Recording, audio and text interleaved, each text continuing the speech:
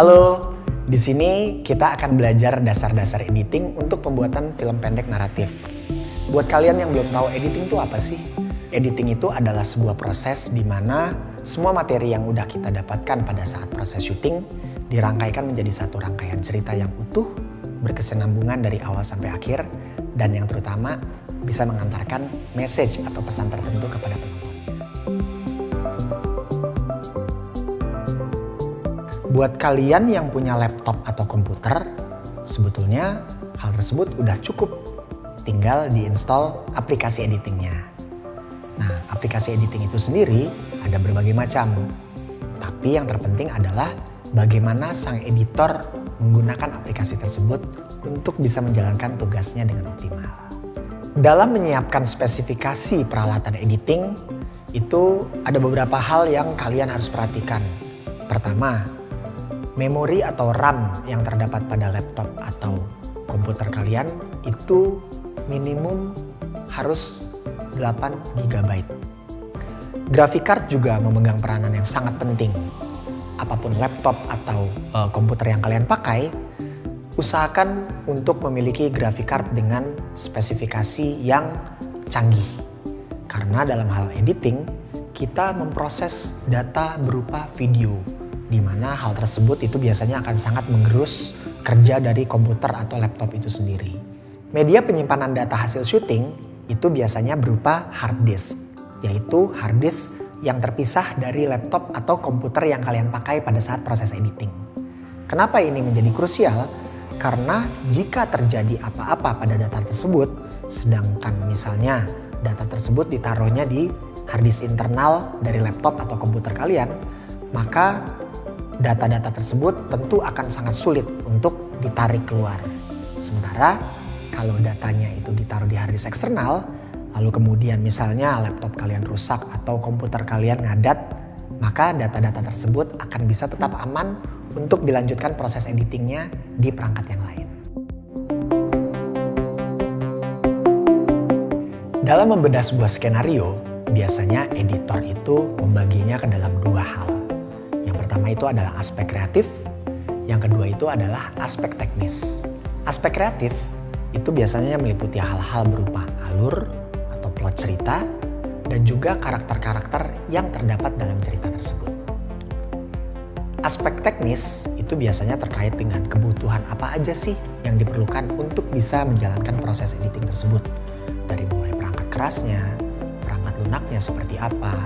Ketika membaca sebuah skenario, editor bisa mulai menganalisa dan memberikan estimasi kira-kira berapa lama sih film ini akan dikerjakan editingnya. Sebelum memulai editing, ada baiknya kita memiliki pemahaman yang sama dulu nih tentang yang namanya shot, scene, dan sequence.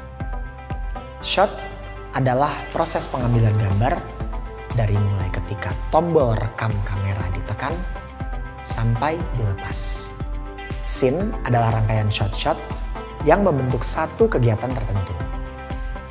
Sequence adalah rangkaian dari scene di mana pesan yang ditampilkan itu sudah lebih utuh.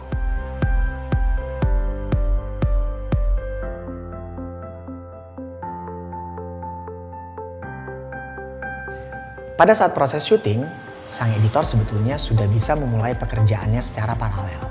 Jadi, ketika di hari tersebut kru syuting sudah menyelesaikan pekerjaannya, maka materi tersebut sudah bisa langsung diterima oleh sang editor. Ketika sang editor sudah menerima materi hasil syuting, maka dia akan mulai melakukan assemble editing.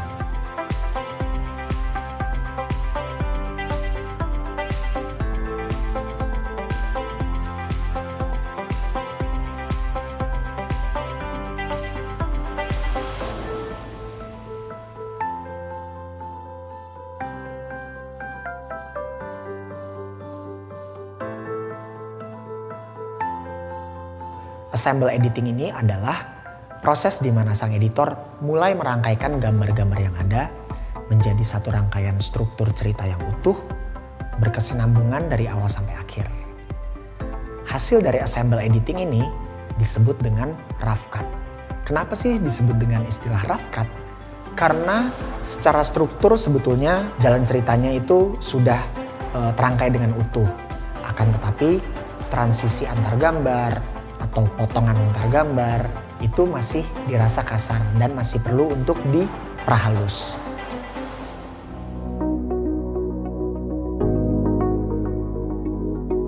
Dalam melakukan proses editing, biasanya editor mengaplikasikan atau menerapkan beberapa teknik. Saya akan share 3 teknik dasar yang bisa kalian mulai coba latih. Yang pertama itu adalah cut by words, yaitu pemotongan gambar berdasarkan kata-kata atau dialog. Hal ini bisa diterapkan ketika misalnya sang editor itu mengedit sebuah adegan percakapan. 1, 2, 3, 4, 5, 6, 7, 8, 9, 10, 11. Metode editing yang kedua adalah cut by movement atau pemotongan gambar berdasarkan gerakan. Hal ini biasanya menekankan kesinambungan atau continuity.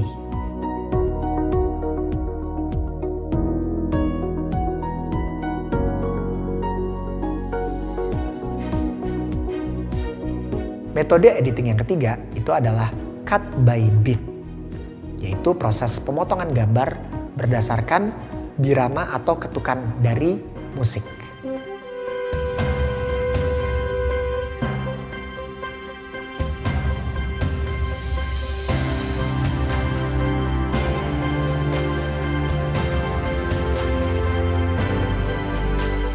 Dalam proses editing, ada berbagai macam transisi yang bisa diaplikasikan.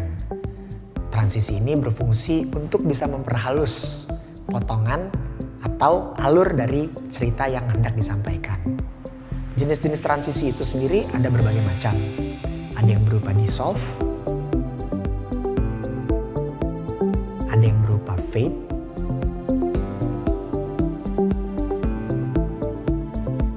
dan ada yang berupa wipe.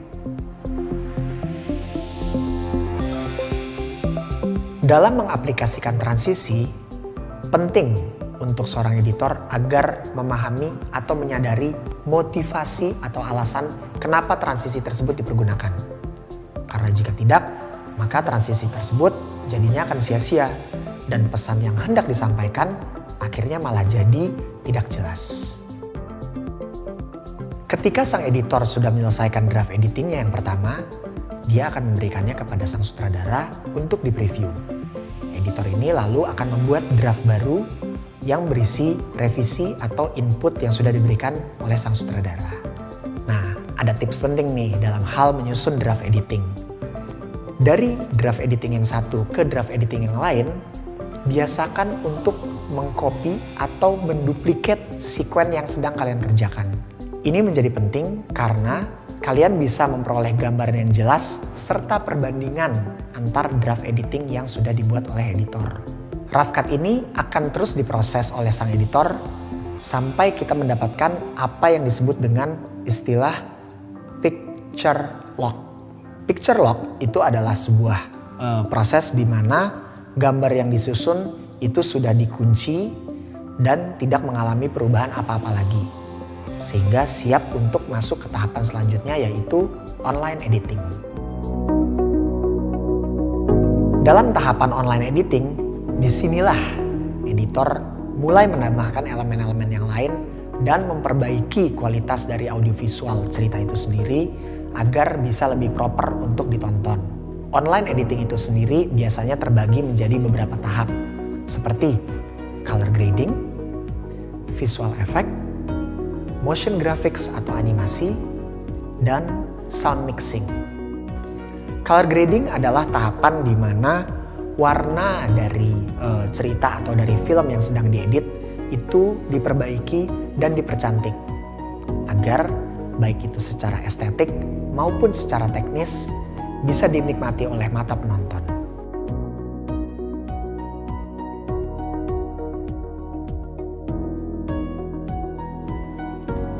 Tahapan selanjutnya itu adalah visual effect. Memang tidak semua film memerlukan visual effect, akan tetapi elemen visual effect ini bisa menjadi elemen yang krusial jika difungsikan untuk bisa menyampaikan pesan kepada penontonnya. Tahapan selanjutnya itu adalah motion graphic atau animasi. Motion graphic atau animasi ini lebih berfungsi untuk menambahkan elemen-elemen yang mampu mendukung jalannya cerita atau mampu mendukung pesan-pesan yang hendak disampaikan oleh sang pembuat film kepada penontonnya. Animasi itu sendiri biasanya terbagi menjadi dua, yaitu animasi 2D atau 2 dimensi dan animasi 3D atau 3 dimensi. Dalam pembuatan sebuah film pendek naratif, unsur musik juga pasti memegang peranan penting.